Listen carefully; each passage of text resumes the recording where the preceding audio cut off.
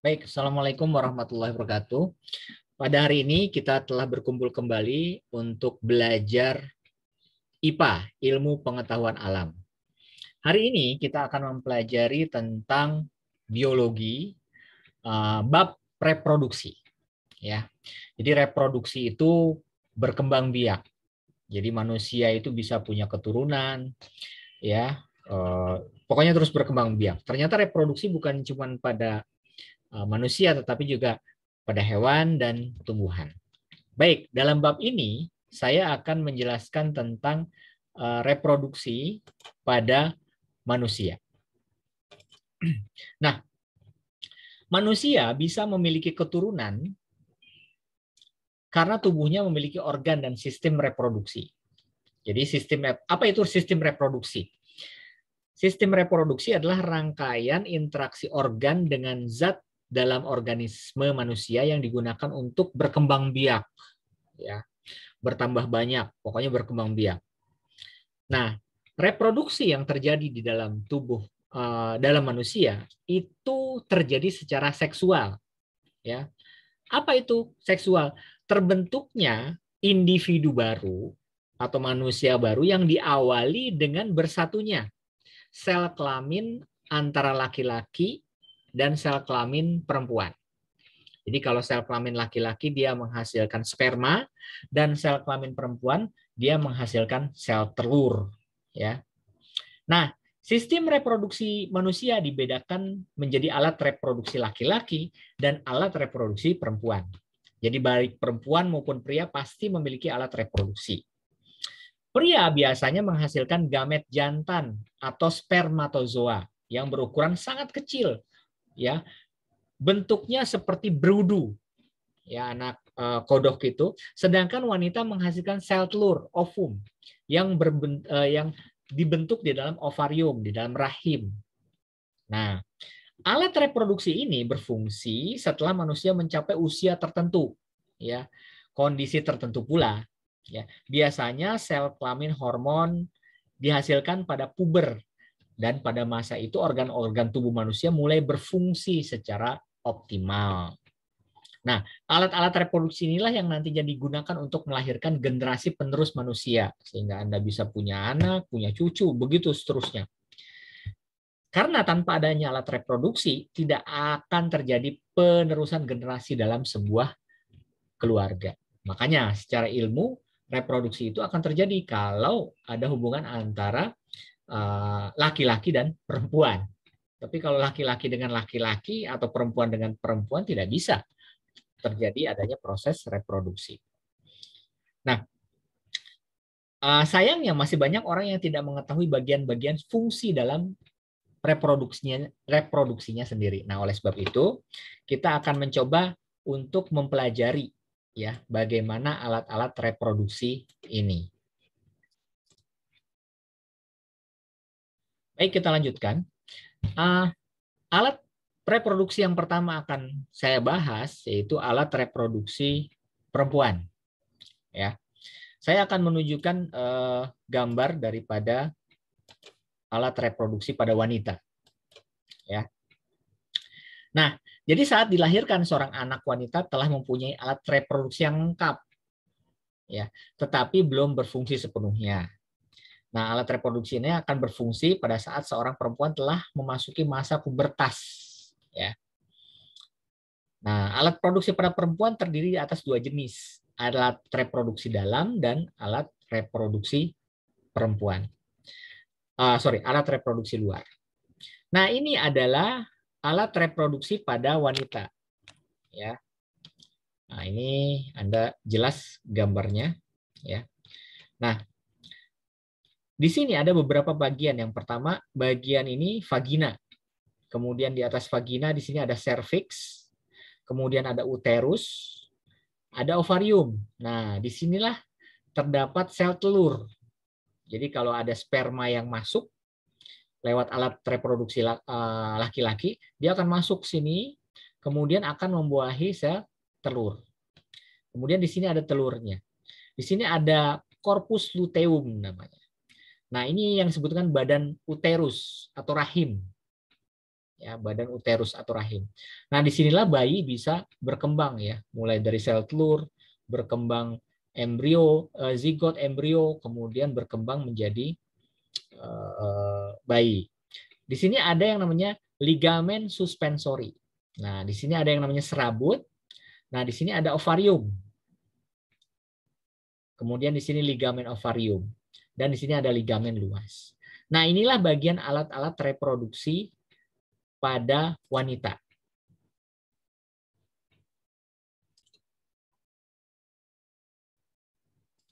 Baik, tadi kita mengetahui kategorisasi dari alat reproduksi perempuan. Jadi dibagi menjadi dua, ya, alat reproduksi luar dan alat reproduksi dalam. Nah, alat reproduksi luar itu apa saja? Yang pertama adalah labia mayora atau bibir besar kemaluan. Ya, biasanya bagian luar dari kemaluan perempuan. Mohon maaf. Berbentuk seperti bibir tapi agak terlihat lebih lebar. Pada bagian ini terdiri dari jaringan kelenjar keringan dan juga jaringan lemak. Ya. Nah, labia mayora ini terletak di sini. Oh, maaf, di sini tidak ada gambarnya ya. Ini pada bagian luar alat kelamin perempuan. Kemudian yang berikutnya adalah labia minora, bibir kecil kemaluan perempuan. Berbentuk lipatan yang terdapat di dalam labia mayora, tidak memiliki rambu, kemudian tersusun atas jaringan lemak dan memiliki banyak pembuluh darah sehingga bisa membesar ya. Oleh sebab itu pada saat bayi akan keluar ya, pada saat lahir dia akan bisa membesar. Ini sangat elastis. Kemudian bibir kecil kemaluan ini mengelilingi orificium vagina, lubang kemaluan. Ya. Kemudian yang berikutnya adalah mons veneris pubis. Disebut sebagai kemaluan, merupakan lapisan lemak yang berfungsi untuk menutupi tulang pada kemaluan. Nah, jadi dia berfungsi untuk perlindungan untuk kemaluan, melindungi tulang dan jaringan pada bagian bawah kemaluan, melindungi kemaluan pada saat melakukan hubungan seksual, dan sebagai sarana untuk melayani mengamankan organ dari bahaya apapun. Kemudian mons pubis ini dapat membantu merangsang dan menambah daya seksualitas pada pasangan, tetapi ada hal yang ini menghasilkan bau, ya, menghasilkan bau yang dapat merangsang seksual. Ini mons pubis. Kemudian ada yang namanya klitoris, ini bagian luar ya. Ada yang namanya vestibulum. Jadi vestibulum adalah rongga pada kemaluan yang dibatasi oleh labia minora pada sisi kiri dan kanan, dibatasi oleh klitoris pada bagian atas, dan dibatasi oleh pertemuan dua labia minora pada bagian belakangnya atau bagian bawah. Nah, kita masuk ke dalam alat reproduksi dalam. Alat reproduksi dalam yang pertama itu adalah ovarium. Nah, di sini saya ada gambar ovarium. Nah, ini ovarium. Jadi kalau bagian luar itu vagina itu di sini ya, di bawah sini. Kemudian di sini ada yang namanya ovarium. Nah, ini ovarium. Oke. Nah, ovarium ini berfungsi sebagai tempat pembentukan sel telur dan hormon estrogen dan hormon progesteron. Kemudian ovarium juga proses pembentukan ovum di ovarium selama 28 hari sekali dan disebut dengan oogenesis. Sel telur yang sudah matang akan dikeluarkan dari ovarium. Ya, jadi sel telur ini. Ya. Kemudian yang kedua, itu ada yang disebut dengan oviduk. Disebut juga dengan saluran telur oviduk ini. Nah, saluran telur ini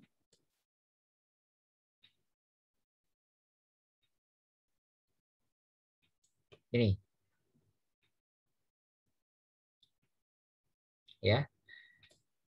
Nah, pada saluran telur ini berfungsi untuk menangkap sel telur atau ovum dan menyalurkan ke ovum ke arah rahim serta merupakan tempat berlangsungnya pembuahan. Jadi ada proses pembuahan itu berlangsung di oviduk ini. Berikutnya adalah rahim. Ya, rahim itu tersusun dari lapisan otot-otot yang kuat, berfungsi sebagai tempat pertumbuhan dan perkembangan janin. Jadi mulai dari sperma masuk, kemudian pembuahan, dan janin ini akan berkembang di rahim. Jadi dia sifatnya elastis, bisa berkembang, mampu pada saat menopang janin pada saat kehamilan, dan dia kokoh gitu. Kemudian di dalam uterus atau rahim ini memiliki sel-sel yang epitel yang berada di dalam dinding rahim yang memiliki fungsi sebagai pembatas uterus. Nah, kemudian yang berikutnya adalah vagina. Dia berfungsi untuk menerima sel sperma dan jalan keluarnya janin dari dalam rahim ke dunia.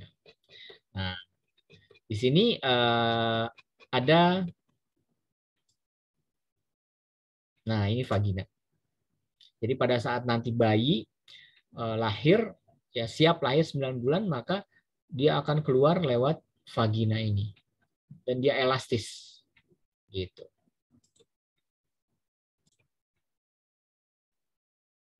Berikutnya adalah alat reproduksi pria. Ya, alat reproduksi pria. Nah, sebagaimana wanita, ya, alat reproduksi pria juga terdiri dari bagian luar, ada bagian dalam. Nah, alat reproduksi pria yang bagian luar itu terdiri dari penis, kemudian ada skortum. Sedangkan alat reproduksi bagian dalamnya terdiri dari testis, epididymis, kelenjar prostat, dan vesicula seminalis dan vas deferens. Ya. Nah, ini adalah gambaran dari alat reproduksi pria. Nah,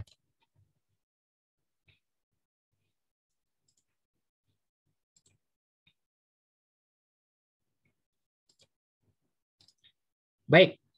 Kita mulai dari alat reproduksi luar. Alat reproduksi pria yang luar itu yang pertama adalah penis. Ya. Nah, ini yang bagian luar. Nah, fungsinya untuk apa? Ya, di sini dibagi menjadi dua bagian, yaitu batang dan kepala penis. Pada bagian kepala terdapat kulit yang menutupinya, yang disebut preputium. Nah, kulit ini diambil secara operatif pada saat melakukan sunat. Ini bagian kulit kepalanya. Kemudian, yang kedua, saya masih membahas yang itu. Penis tidak mengandung tulang dan juga dia tidak terbentuk dari otot. Ukurannya itu bervariasi. Nah, berfungsi sebagai alat bantu untuk proses reproduksi serta sebagai saluran pengeluaran sperma dan urin untuk kencing. Nah, pada usia remaja sekitar 12-13 tahun umumnya organ kelamin laki-laki telah mampu menghasilkan sel sperma umumnya. Ya. Biasanya mereka mimpi basah. Nah, dalam satu tetes air mani terdapat kurang lebih 200-500 juta sperma. Wah, banyak ya. Sel sperma dapat bergerak aktif karena mempunyai flagela. Jadi dia bentuknya kayak ekor ya. Ada kepalanya, kemudian ada ekornya. Berikutnya adalah skortum. Nah, di sini skortum.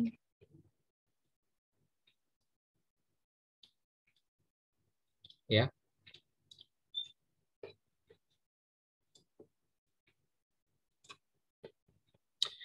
Skortum merupakan alat yang digunakan untuk membungkus testis.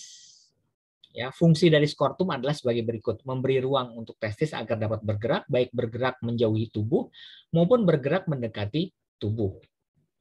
Dan mengatur suhu pada testis agar tetap terjaga, yaitu dengan memberikan lingkungan testis yang memiliki suhu antara 1 sampai 80 derajat Celcius. Nah, jadi penis dan skortum itu adalah alat reproduksi bagian luar pada pria.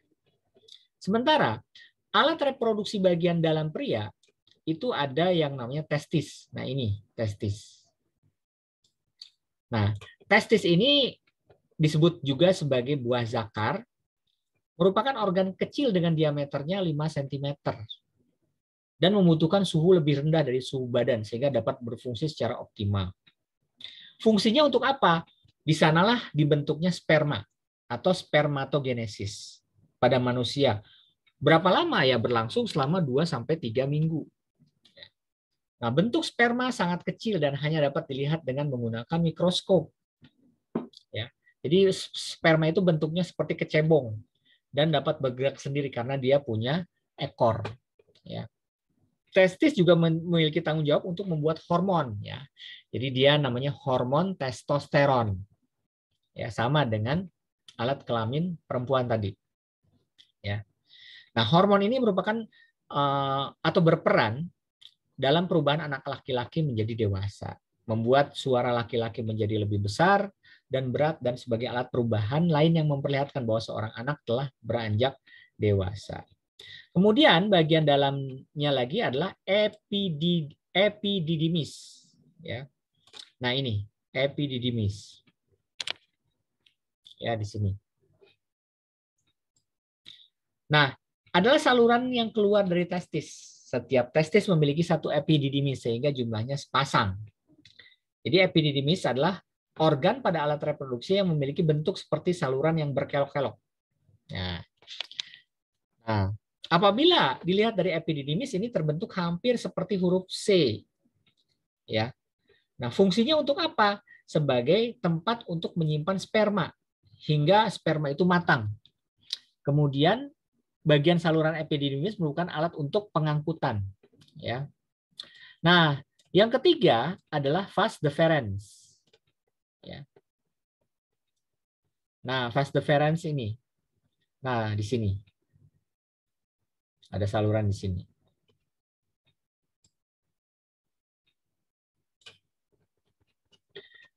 Jadi, sebuah tabung kecil yang dibentuk dari otot yang merupakan lanjutan daripada epididymis. Jadi membentang dari epididymis ke uretra.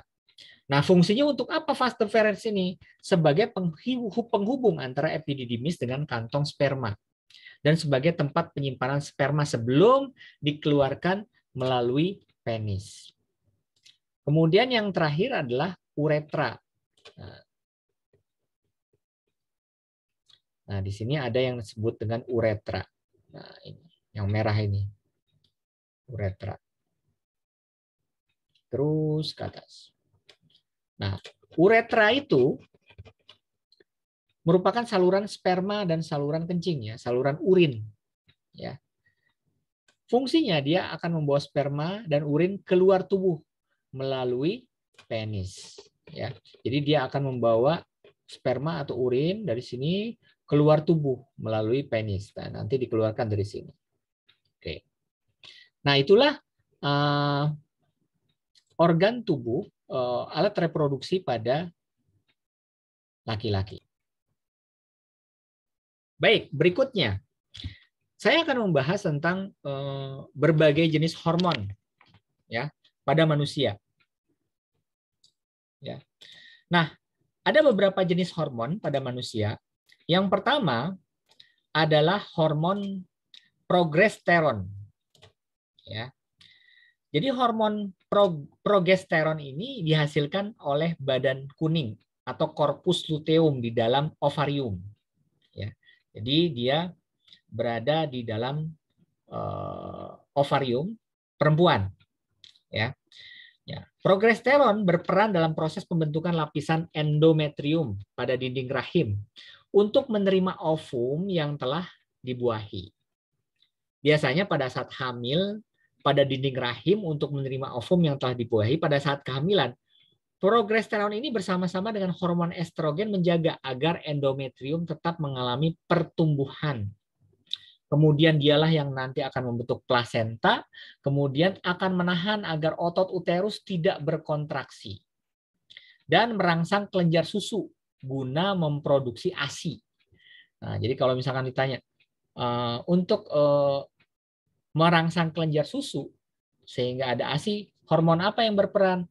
Yang berperan adalah hormon progesteron. Kalau nanti ada ujian ya, Anda tinggal. Kemudian untuk laki-laki, itu ada yang namanya testosteron. Apa itu testosteron? Hormon testosteron. Hormon testosteron merupakan hormon yang dihasilkan dari testis, ya, dan berperan dalam spermatogenesis. Ya, biasanya ini penampakan ciri-ciri kelamin sekunder pada pria. Ya, jadi testosteron itu hanya kepada pria. Kemudian yang berikutnya adalah hormon laktogen. Jadi kalau nanti ujian nasional ya atau ujian, Anda harus tahu tuh. Biasanya pilihannya apa? Progesteron A, testosteron B, laktogen C gitu ya. Kalau misalkan yang berhubungan dengan pria, yang ada hubungannya dengan testis, Anda pilih testosteron. Yang berhubungan dengan ovarium, rahim, Anda pilih progesteron gitu ya. Kemudian laktogen. Hormon laktogen merupakan hormon yang dihasilkan oleh kelenjar hipofisis yang bersama-sama dengan progesteron merangsang pembentukan air susu. Jadi dia juga merangsang pembentukan air susu. Kemudian ada relaksin. Hormon relaksin dihasilkan oleh plasenta. Ya, berperan untuk merangsang relaksasi ligamen pelvis pada saat proses kelahiran nanti. Ya, jadi kalau Anda suatu saat nanti melahirkan, di situ ada yang namanya hormon relaksin, ya, yang merangsang relaksasi ligamen pelvis pada proses kelahiran. Kemudian ada hormon oksitosin. Hormon ini dihasilkan oleh hipofisis. Oksitosin berperan pada proses kelahiran untuk merangsang kontraksi awal dari otot uterus. Ya, jadi kalau pada saat Anda melahirkan itu harus ada kontraksi awal. Nah, ini dirangsang oleh hormon namanya hormon oksitosin.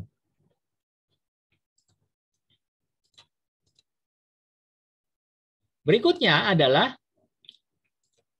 hormon estrogen. Nah, yang umum ya. Hormon estrogen dihasilkan oleh follicle graft dalam ovarium. Nah, di sini berperan dalam oogenesis dan penampakan ciri-ciri kelamin sekunder pada perempuan. Ini yang terpenting nih. Ada beberapa gangguan berkenaan dengan penyakit dalam sistem reproduksi manusia. Jadi ternyata ada beberapa penyakit dalam sistem reproduksi manusia. Yang pertama,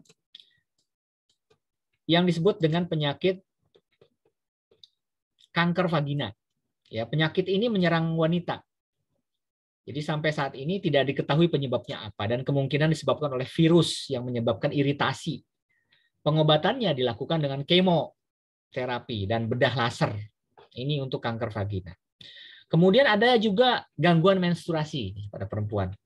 Penyakit ini menyerang wanita. Gangguan penyakit ini bisa berupa amenore primer dan juga amenore sekunder. Nah, gejala menstruasi tidak terjadi hingga usia 17 tahun dan unsur seksual sekunder juga tidak berkembang.